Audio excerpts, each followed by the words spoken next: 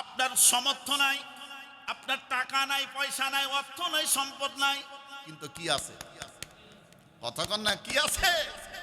আল্লাহ নবী বলেন আত্তাকওয়া হাহুনা, আত্তাকওয়া হাহুনা। আল্লাহ নবী, বিশ্ব নবী শাহাদাত আঙ্গুলি দ্বারা বুকের উপর আঘাত করলেন। আল্লাহ নবী বললেন আত্তাকওয়া হাহুনা, আত্তাকওয়া হাহুনা, আত্তাকওয়া হাহুনা। তিনবার বলেছেন। কথা কন না কেন? কয়বার? আল্লাহ নবী বলছেন তিনবার। আত্তাকওয়া হাহুনা, আত্তাকওয়া হাহুনা, আত্তাকওয়া হাহুনা।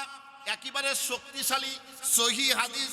আল্লাহর নবী যখন বললেন সাহাবীদের উদ্দেশ্যে, সাহাবীরা রে, আল্লাহ তাআলা অন্য কিছু দেখেন না, আমার আল্লাহ শুধু দেখেন তাকওয়া। আল্লাহর নবী যখন বললেন, এই দিকে লক্ষ্য করেন, লাই ইয়ানালাল্লাহা লুহুমুহা ওয়ালা দিমাউহা ওয়ালাকিন লুহুত তাকওয়া মিনকুম। তাকওয়া শব্দ আছে না নাই? আল্লাহর নবী বলছেন তোমার গোশত আল্লাহ দেখবে না, তোমার মাংস দেখবে না, তোমার হাড় দেখবে না, রক্ত দেখবে না, মাথা দেখবে না, পাও দেখবে না, নেহরি আছে কি আছে আল্লাহ এটাও দেখবেন না, কলিজা দেখবে না, ফুসফুসি দেখবেন না, আল্লাহ শুধু দেখবেন তাকওয়া। কি দেখবে? তাকওয়া। আল্লাহ তার নবীর দ্বারা কি পরীক্ষা নিয়ে আল্লাহ নবী, বিশ্ব নবী মুহাম্মদ রাসূলুল্লাহ সাল্লাল্লাহু আলাইহি ওয়াসাল্লাম এই বিষয়ে আল্লাহ নবীর মাধ্যমে বর্ণনা করলেন। কুরআনুল কারীমের মধ্যে আল্লাহ তাআলা বলছেন, কত সুন্দর করে বলছেন। আল্লাহ পাক রব্বুল আলামিন আদেশ করলেন তার প্রিয় নবী হযরত ইব্রাহিম আলাইহিস সালাম। নবীর নাম কি? সংক্ষিপ্ত হয়ে বলতেছি যেহেতু অনেক লম্বা আলোচনা। আল্লাহর নবী, বিশ্ব নবী মুহাম্মদ রাসূলুল্লাহ সাল্লাল্লাহু আলাইহি সাল্লামের উপর আল্লাহ যখন আয়াত নাযিল করে দিলেন, আবার নবী বর্ণনা করলেন। আল্লাহ তাআলা জিবরাইল আলাইহিস সালাম এর মাধ্যমে ইব্রাহিম নবীর কানে কানে জানান দিলেন। যখন 7 বা 8 বা 10 এক এক বর্ণনায় এক এক এসেছে, আল্লাহ হুকুম করলেন। আল্লাহ সুবহানাহু ওয়া তাআলা কত সুন্দর করে বলছেন সূরা আস-সাফফাতের 102 নম্বর আয়াতে। আমার আল্লাহ পাক রব্বুল আলামিন বলেন, ইয়া বুনাইয়া ইন্নী আরা ফিল মানামি আন্নী আযবাহুকা ফানজুর মাযা তারা। ইব্রাহিম নবী বললেন, হে আমার বৎস, হে আমার সন্তান, আমি স্বপ্নে দেখেছি। বলুন সুবহানাল্লাহ। আমি স্বপ্নে দেখেছি তোমাকে আমি কুরবানি করতেছি, জবাই করতেছি। এখন সন্তান বলতেছে, এবার ইসমাইল আলাইহিস সালামকে বলতেছে ইব্রাহিম নবী, বাবা তোমার মতামত কি? তোমার মতামত কি?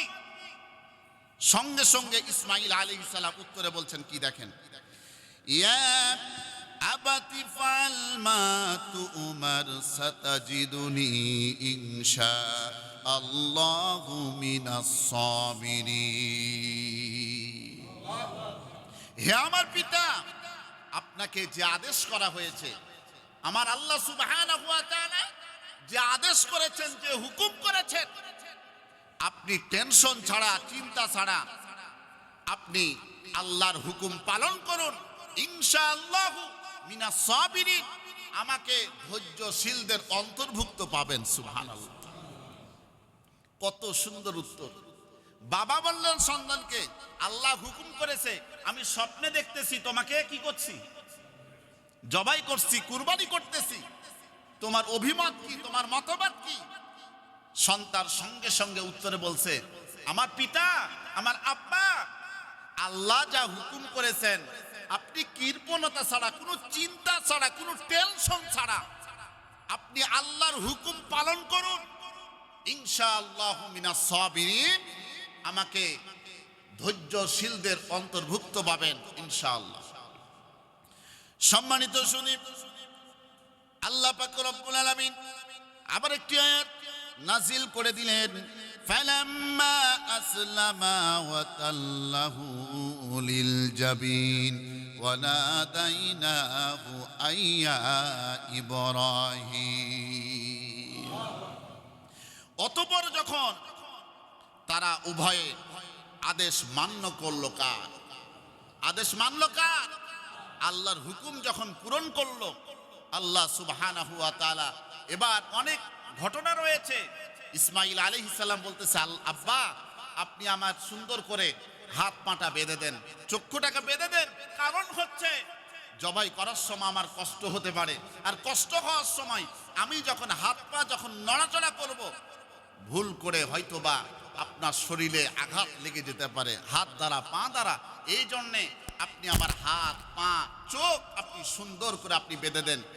এই কথা বলার পরে ইব্রাহিম আলাইহিস সালাম ছুরি দিয়ে যখন কুরবানি শুরু করলেন, বলুন আল্লাহু আকবার। এত ধারালো ছুরি কুরবানি করে, এরপরও আল্লাহর হুকুমে কাটে, একটা পশমও কাটে নাই। আমার আল্লাহ পাক রব্বুল আলামিন খুশি হয়ে গেলেন, সুবহানাল্লাহ। জিবরাইল আমিনকে বললেন, জিবরাইল রে, জান্নাত থেকে একটা দুম্বা নিয়ে আসো। কোথায় থেকে? জান্নাত থেকে একটা দুম্বা নিয়ে আসা হলো। নিয়ে আসার পরে এই ছুরির নিচে যখন নিয়ে আসা হলো, ছুরির নিচে রাখা হলো, আর ইসমাঈল আলাইহিস সালামকে আপনার পাশে নিয়ে আসা হলো, সরায়া দেওয়া হলো। আল্লাহর হুকুমে সঙ্গে সঙ্গে কুরবানি হয়ে যায়। বলুন শক্তিকার ক্ষমতাকার? আল্লাহর ক্ষমতা, আল্লাহর শক্তি। কুরবানি হয়ে গেল। ইব্রাহিম আলাইহিস সালাম যখন নজর করে দেখলেন এই ছুরির নিচে আমার কলিজার টুকরা সন্তান ইসমাইল নয়, আল্লাহর হুকুমে জান্নাতি দুম্বা কুরবানি হয়ে গেছে।